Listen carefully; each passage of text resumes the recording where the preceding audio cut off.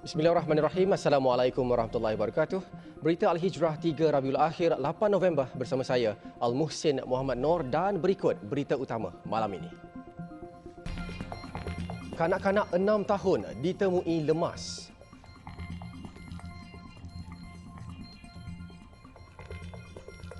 Juga harga siakap, murah atau mahal?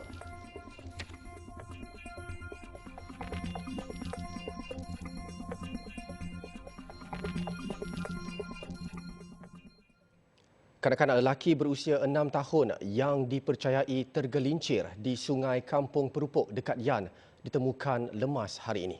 Mayat Muhammad Hafiz Izan Awari ditemui sekitar jam 10 pagi oleh penduduk kampung yang turut membantu pencarian mangsa sejak jam 6 petang semalam. Ketua Polis Daerah Yan, Deputy Superintendent Shahnaz Akhtar Haji berkata, mangsa ditemui kira-kira 2 km di Kampung Seta dari tempat mangsa dilaporkan terjatuh. Pada jam lebih kurang 10:05 pagi tadi, mangsa telah ditemukan lebih kurang 2 km daripada tempat mangsa dipercayai jatuh. Beliau berkata dengan penemuan jasad mangsa itu, operasi mencari dan menyelamat SAR ditamatkan hari ini. Mayat mangsa dihantar ke Hospital Yan untuk pengecaman dan bedah siasat. Sementara itu, bapa mangsa Awari Mat Daud, 34 tahun berkata dia terus terjun ke dalam sungai selepas dimaklumkan isterinya tentang kehilangan anak mereka. Namun usahanya gagal kerana air deras ketika itu. Saya reda, saya memang nampak gerak tani pun saya reda lah. Saya tak mahu dia jatuh tu. Cuma kita nak jasad dia. Sementara itu, penolong pengarah bahagian operasi kebombaan dan penyelamat JBPM Kedah, penguasa kanan 1 Muhammadul Ihsan Muhammad Zain berkata, operasi SAR disertai pasukan penyelamat di air PPDA turut dibantu 2 ekor anjing dari unit pengesan K9. Katanya paras air sungai itu mulai surut hari ini berbanding ketika kejadian arus deras di sungai itu selepas hujan lebat menyebabkan paras air meningkat sehingga 3.1 meter, seterusnya menyukarkan operasi pencarian mangsa.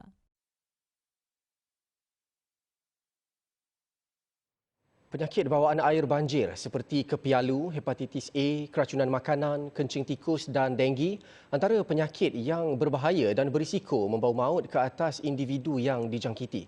Pakar Kesihatan Keluarga Dr. Suhazli Abdullah berkata sekiranya terdapat individu yang berdepan gejala jangkitan tersebut disarankan untuk bertindak segera dan mendapatkan rawatan di klinik maupun hospital berhampiran.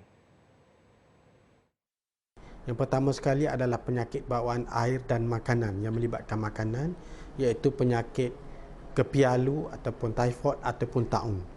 Penyakit ini suatu penyakit yang berbahaya yang boleh menyebabkan cerit-berit dan boleh membawa maut. Ini adalah beberapa nasihat yang perlu saya sebutkan di sini. Yang pertama sekali adalah dapatkan segera rawatan hospital ataupun klinik-klinik yang memberikan rawatan kepada kita, sama ada rawatan itu rawatan setempat ataupun merujuk kes-kes jangkitan itu ke hospital-hospital untuk rawatan lanjut. Kerana kalau kita lambat untuk mendapatkan tindakan ini, perkara penyakit-penyakit seperti yang saya sebutkan tadi boleh membawa maut. Sementara itu, Dr. Suhazli turut menasihati masyarakat untuk bertindak bijak dan tidak menjadikan banjir air pasang besar sebagai tempat bersukaria. Selain itu, ibu bapa juga bertanggungjawab untuk mengawasi dan memerhati anak-anak agar tidak bermain dengan air banjir. Kita jangan bertindak secara tidak cerdik dengan mendedahkan diri kita dengan segala kemungkinan sama ada cedera, lemas dan sebagainya, sebab kita tidak tahu di kawasan banjir tersebut mempunyai risiko-risiko yang seperti itu. Masyarakat yang berdepan situasi banjir seharusnya mengambil langkah pencegahan awal bagi memastikan diri dan ahli keluarga dalam keadaan selamat. Antaranya mendapatkan sumber air yang bersih, memastikan tidak berlaku takungan air di kawasan rumah masing-masing serta mendapatkan nasihat dan maklumat yang tepat daripada pihak berkuasa dari semasa ke semasa. Sementara itu, Jabatan Bomba dan Penyelamat JBPM akan menggunakan 5 buah helikopter dan drone bagi mengesan dan menyelamat bangsa banjir di kawasan berisiko ketika monsun timur laut MTL. Ketua Pengarahnya, Datuk Seri Muhammad Hamdan Wahid, berkata penggunaan aset itu penting dalam cabaran anggota berhadapan dengan banjir yang ekstrim. Beliau berkata penggunaan unit udara ini amat penting untuk mengesan serta merekod data mangsa yang terperangkap. Jelasnya kerjasama dari ketua komuniti setempat juga penting kerana bagi mengetahui keadaan topografi di tempat itu bagi memudahkan urusan penyelamatan dan penyaluran barang keperluan. Kita telah pun bekerjasama, berkolaborasi dengan agensi-agensi yang berkaitan khususnya tentang jangkaan dan juga ramalan cuaca dan juga kenaikan paras air dan juga melihat pada cerun-cerun yang berbahaya dan jalan-jalan yang mungkin terputus apabila berlakunya banjir. Jadi kajian risiko ini telah kita buat bersama dengan agensi yang lain dan daripada kajian risiko ini kita telah mengenal pasti tempat hotspot di seluruh negara. Dan hotspot ini berterabur di seluruh negara. Katanya 6 negeri berisiko terbabit adalah Pahang, Terengganu dan Kelantan selain Johor, Sarawak dan Sabah. Datuk Seri Muhammad Hamdan berkata untuk sepanjang tempoh MTL ini semua cuti anggota dibekukan. Beliau berkata demikian selepas menghadiri Majlis Anugerah Perkhidmatan Cemerlang tahun 2020 dan sijil 30 tahun perkhidmatan JBPM Kedah di Alustar. Baik, susulan pendedahan di saluran media sosial edisi siasat terhadap dakwaan isu salah guna kuasa, penyelewengan dan rasuah oleh pegawai penguat kuasa. Ketua Polis Negara Datuk Seri Akril Sani Abdullah Sani berkata kenyataan itu hanya isu rekaan dan sengaja disensasikan dan pihaknya masih mengenal pasti individu sebenar yang mengendalikan akaun Twitter berkenaan. Jelasnya setakat ini pihaknya sudah membuka 13 kertas siasatan berhubung perkara itu. Dan ingin saya nyatakan di sini bahawa setiap perkara yang disebarkan yang dinyatakan dalam edisi tersebut kebanyakannya adalah merupakan berita-berita yang diada-adakan untuk mewujudkan satu suasana sensasi. Dan kita akan dan setiap perkara yang dinyatakan tersebut kalau ia melibatkan polis Diraja Malaysia, memang kita akan salurkan kepada Jabatan Integriti dan Penguatan Standard untuk disemak kebenaran berita tersebut. Pada 1 November lalu, polis menerima 11 laporan daripada individu yang dikaitkan dengan dakwaan kes salah guna kuasa dan rasuah seperti didedahkan pengendali sosial edisi siasat. Sebelum ini, Kementerian Dalam Negeri dilaporkan sedia bekerjasama dengan pihak yang membuat laporan polis berkaitan dakwaan itu yang didedahkan pengguna laman sosial dinamakan edisi siasat sejak bulan lalu. Antara kes yang didedahkan termasuk dakwaan kes kartel daging, kes kehilangan wang RM25 juta serta 1MDB. Twitternya juga memaparkan dakwaan beberapa pegawai tertinggi di Bukit Aman menjual pangkat polis selain menyalahgunakan kuasa dan menerima rasuah termasuk dalam bentuk kambing dan lembu. 2 lelaki didenda masing-masing RM2,000 oleh Mahkamah Munisipal Seberang Perai, Butterworth atas kesalahan membuat tuntutan insurans palsu sebanyak RM500,000 pada April 2019. Magistrate Nur Farah Hazwani Osman membuat keputusan tersebut selepas kedua-dua tertuduh Muhammad Akmal Alif Omar, 29 tahun dan Muhammad Rizal Ahmad, 34 tahun, mengaku bersalah atas pertuduhan yang dibacakan semula hari ini. Mereka dituduh secara bersama telah menipu syarikat The Pacific Insurance berhad Jalan Stin Central 2 Kuala Lumpur yang mendorong syarikat itu untuk membuat bayaran tuntutan insurans sebanyak RM500,000 atas tuntutan kemalangan yang tidak wujud. Semasa prosiding, Lili Sharmila Ashikin memohon mahkamah meringankan hukuman kedua-dua anak guamnya dengan alasan ia adalah kesalahan pertama yang dilakukan mereka selain tidak memperoleh sebarang keuntungan hasil tuntutan insurans tersebut. Malah Muhammad Akmal bekerja pengawal keselamatan dan Muhammad Rizal yang bekerja kampung dengan pendapatan masing-masing RM1,000 sebulan juga perlu menyara keluarga. Mengikut fakta kes, Muhammad Akmal membuat tuntutan insurans mendakwa Muhammad Rizal telah melanggarnya semasa menunggang motosikal di kilometer 161.5 Lebuh Raya Utara Selatan sehingga menyebabkan tangan kirinya putus sehingga ke paras bahu. Bagaimanapun menerusi hasil siasatan yang dilakukan syarikat yang dilantik pihak insurans, mereka mendapati tiada kemalangan yang berlaku melibatkan motosikal dan kereta. Sebaliknya, Muhammad Akmal terbabas sendiri dan melanggar penghadang jalan sehingga menyebabkan tangan kirinya putus. Sejak beberapa hari lalu, tular isu harga cekik darah ikan siakap di sebuah restoran utara tanah air. Ikan itu dijual sangat mahal dan dikatakan tidak masuk akal. Adakah benar ikan siakap boleh dijual sehingga ribuan ringgit bagi satu hidangan? Wartawan Abdul Rahman Kunyu yang membuat tinjauan di sekitar restoran Ibu Negara cuba menyingkap pendedahan itu.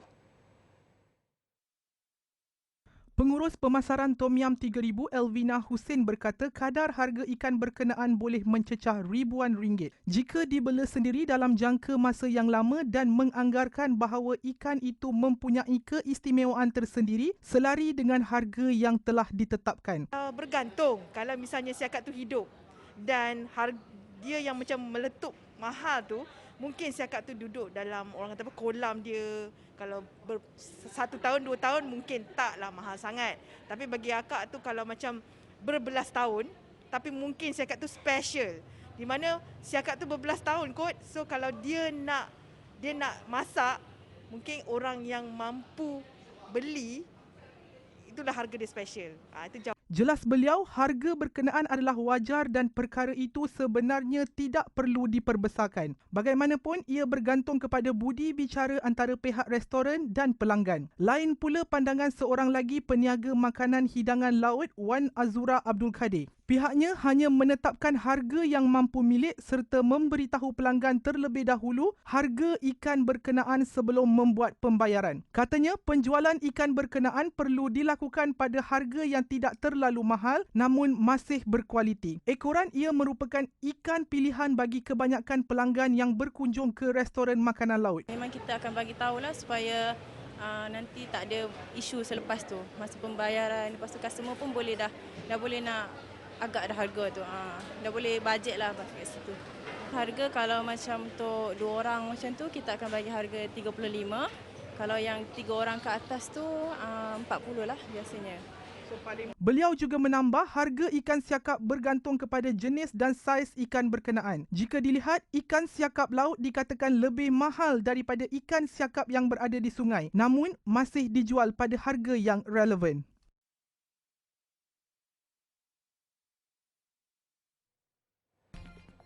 Seorang ibu diuji 4 anak sakit saraf.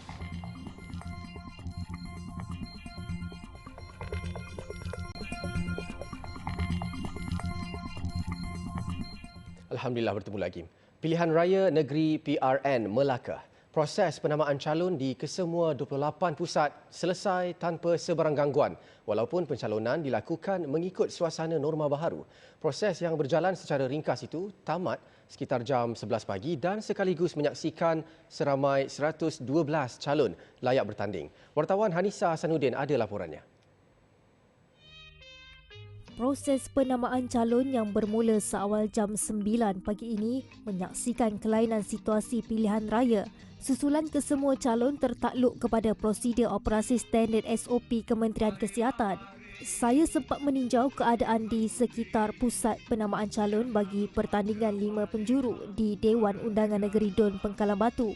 Meskipun menjadi tumpuan ramai, susulan bekas Dun Pengkalan Batu, Datuk Nur Hizam Hassan Bakri turut bertanding lagi untuk mempertahankan jawatannya di atas tiket bebas yang menggunakan lambang kunci, namun keadaan tenang dan terkawal dengan pengawasan pihak berkuasa.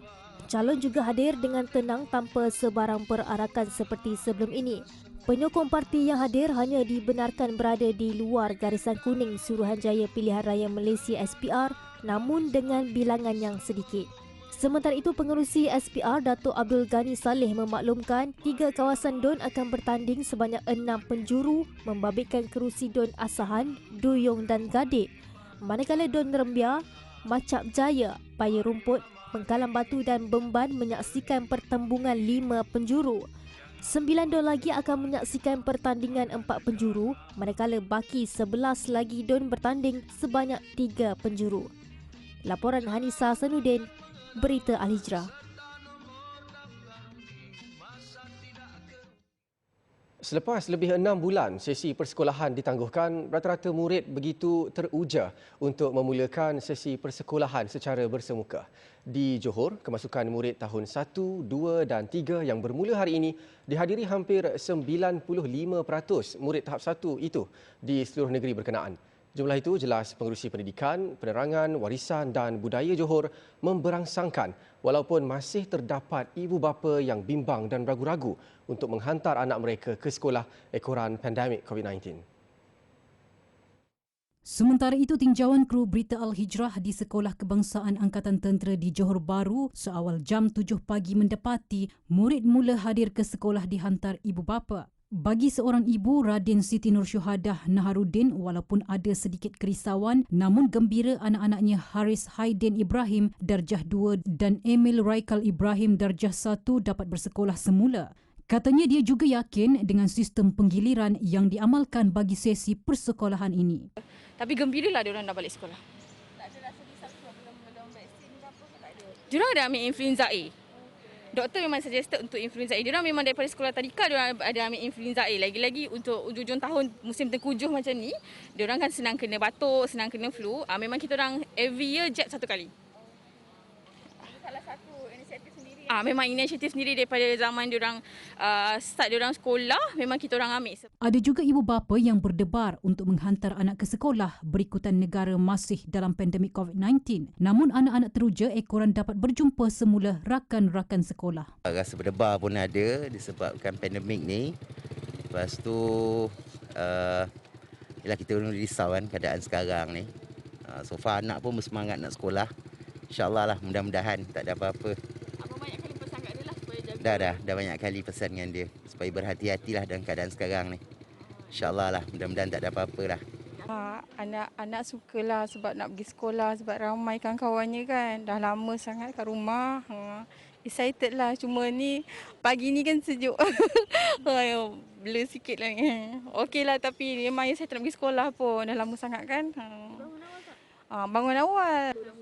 Alah, itulah cakap juga dengan kawan-kawan jangan rapat-rapat sangat. Kalau kawan batuk beritahu, macam tu je lah.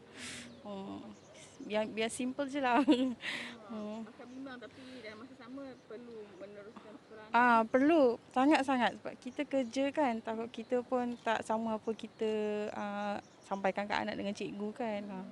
Seramai 150 pelajar hadir di SK Angkatan Tentera dengan catatan 85% kehadiran pada hari pertama persekolahan. Pengoperasian sekolah bermula hari ini bagi negeri Johor dan Terengganu membabitkan kemasukan bagi murid tahap 1, tahun 1, 2 dan 3 sekolah rendah serta murid tingkatan 3 dan tingkatan 4 sekolah menengah. Laporan Musaadah COVID-19. Jumlah keseluruhan perbelanjaan musaadah agensi di bawah Menteri di Jabatan Perdana Menteri Hal Ehwal Agama sepanjang 1 September hingga 31 Oktober tahun ini mencecah 16.71 juta ringgit. Perkara itu dinyatakan menerusi laporan prestasi Jabatan Perdana Menteri Hal Ehwal Agama.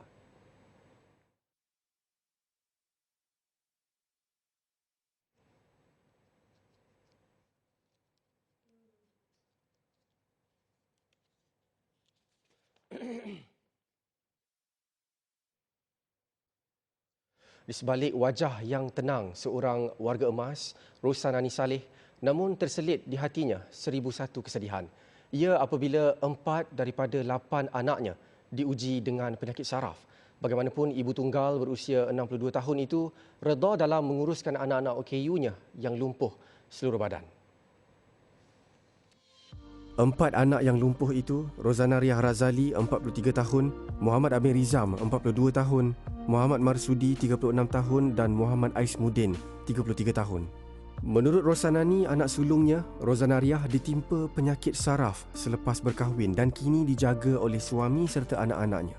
Beliau ketika ditemui kru berita Al-Hijrah di kediamannya di kampung Teluk Kalung berkata dia tidak menyangka akan ditimpa nasib sedemikian memandangkan anaknya masing-masing diserang penyakit saraf itu ketika berusia 20-an dan 30-an. Malam pun saya duduk tidur juga. Macam dia menangis mata dia. Jadi setiap masa tu dia menangis semua tu. Siapa lagi? Yang kecil. Yang adik. Nangis sakit lah. Tak tahu masalah dia, kadang dia nak bangun, kadang dia nak duduk. Tak tahu dia. Dia tu macam buat apa dia? Akak gitu, akak dia tidur. Kadang dia tak mau tidur, dia nak bangun. Tambahnya sebelum ini arwah suaminya Razali Uthman yang meninggal pada 2009 turut menghidap penyakit sama ketika berusia 20-an. Katanya walaupun harapan untuk anak-anaknya sembuh adalah tipis, namun dia sentiasa berdoa semoga mereka semua sekurang-kurangnya dapat menguruskan diri sendiri. Dengan pendapatan hanya sekitar RM1,000 sebagai penjual lemang, ia nyata tidak mencukupi memandangkan pengurusan dan pengubatan anak-anaknya memerlukan kos yang tinggi. Meskipun keempat-empat anaknya menerima bantuan Jabatan Kebajikan Masyarakat sebanyak RM200 seorang, tetapi jumlah tersebut tidak mencukupi kerana kos lampin pakai buang dan ubat-ubatan sahaja melebihi RM1,000 sebulan. Saya keluar ubat-ubatan dan paper dan dia. Kalau boleh ada orang sedia membantu lah. Membantu untuk meringankan beban saya lah. Cakap saya menjual lemang ni tak mencukupi lah. Sebab anak-anak pakai paper dan ubat-ubatan ni sangat banyak apa keperluannya lah. Sementara itu, Penaung Pertubuhan Kebajikan Khalifah Utama Gerak Kilat Harun Ismail turut menyuarakan hasrat agar semua pihak turut membantu mana-mana asnaf yang kesempitan hidup seperti keluarga Rosnani ini. Menyerulah semua NGO seluruh Malaysia yang betul ramai dapat membantu asnaf yang mengalami kesakitan OKU 4 orang ni. Dan bersama-samalah kita membantu beliau untuk meringankan beban beliau tu. Bagi mereka yang ingin membantu, bolehlah berbuat demikian dengan menyumbang ke akaun Rosanani Saleh, Bank Simpanan Nasional BSN bernombor 1119843882434 atau menghubunginya di talian 0103778843.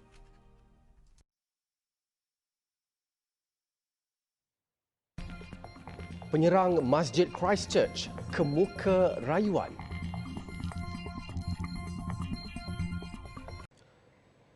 Alhamdulillah bertemu lagi. Setelah mengaku bersalah dan dihukum penjara seumur hidup tanpa pembebasan bersyarat, pengganas yang menyerang masjid di Christchurch pada 2019, Brenton Tarrant, sedang mempertimbang untuk mengemukakan rayuan terhadap hukuman penjara seumur hidup ke atasnya. Ia atas alasan pengakuan bersalah terhadap kejadian tembakan itu dibuat di bawah tekanan. Peguam Tarrant, Tony Ellis, berkata anak guamnya itu mempersoalkan keputusannya untuk mengaku bersalah. Menurut Ellis, Tarrant mendakwa pengakuan itu dibuat di bawah tekanan kerana dia diberi layanan yang tidak berperi kemanusiaan dan menjatuhkan maruah dirinya semasa ditahan reman. Justru dia memutuskan bahawa jalan keluar paling mudah ialah mengaku bersalah. Tarrant, 31 tahun yang berasal dari Australia sebelum ini mengaku bersalah terhadap 51 pertuduhan membunuh, 40 dakwaan percubaan membunuh dan 1 dakwaan keganasan ketika didakwa di mahkamah tahun lalu. Dia dihukum penjara seumur hidup tanpa pembebasan bersyarat. Kali pertama hukuman penjara seumur hidup dijatuhkan di New Zealand. Lelaki kejam itu menyerang jemaah ketika solat Jumaat di Masjid Al-Nur, Christchurch dengan senjata separa automatik sebelum bergerak ke pusat Islam Linwood sambil menyiarkan secara langsung pembunuhan itu. Kesemua mangsanya beragama Islam termasuk kanak-kanak, wanita dan warga emas.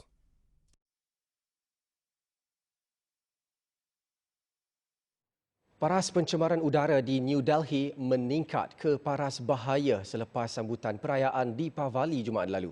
Jerebu menyelubungi ibu negara India itu sekaligus mengancam kesihatan penduduk terutama golongan berpenyakit.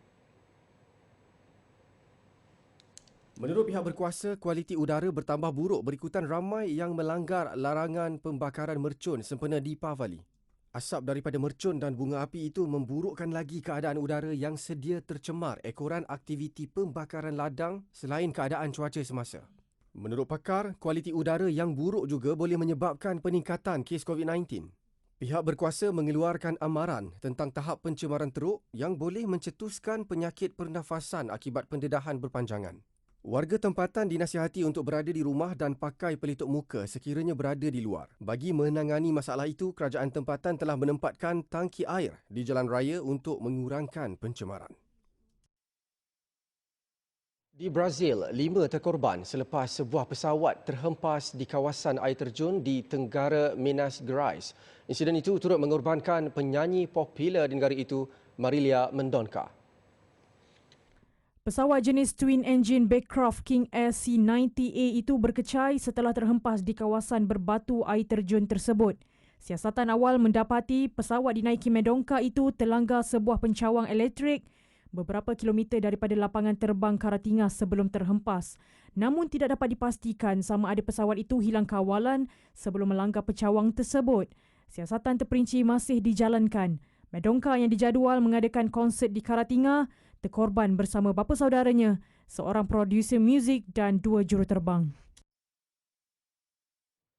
Laporan itu tadi mengakhiri berita Al-Hijrah malam ini. Jangan lupa layari alhijrahnews.com untuk lagi laporan berita pilihan serta artikel eksklusif. Saya Al-Muhsin Muhammad Nur. Assalamualaikum warahmatullahi wabarakatuh dan selamat malam.